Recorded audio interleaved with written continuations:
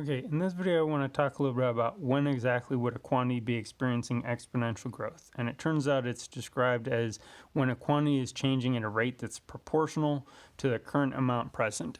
And proportional just means it's a multiple of the current amount present. So if we think about, say, the population of stray cats in Beckley, the more stray cats there are in Beckley, the more they're going to breed, the more stray cats there's going to be in the future. And so the quantity is changing, the number of cats is increasing at a rate that's proportional to the current amount present. So if we have a 20% increase in the number of stray cats every year, then that's proportional. 1.2 is 120% of the current amount. Okay, so when that happens, then it's going to be modeled by an exponential function. So as opposed to like an mx plus b function or a quadratic function, it's going to be modeled by an exponential where the variable, I'm using t instead of x because we're going to be thinking about t as time, is going to be in the exponential, in the exponent. And so we have two different ways we can write it.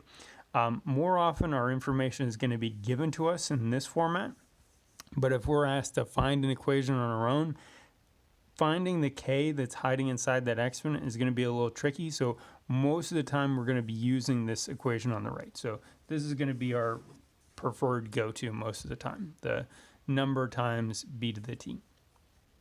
Okay, and I should also mention that there's a related thing to exponential growth, which is exponential decay. And the only difference is it growing or is it shrinking over time?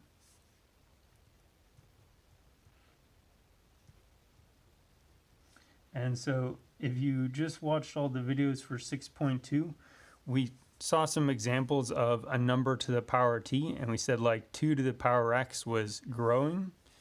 It looked like this. This is an exponential growth. Whereas 1/2 to the power x was going down over time. That's a decay graph. And so the difference is going to be, is the number b bigger than 1 or is the number b smaller than 1?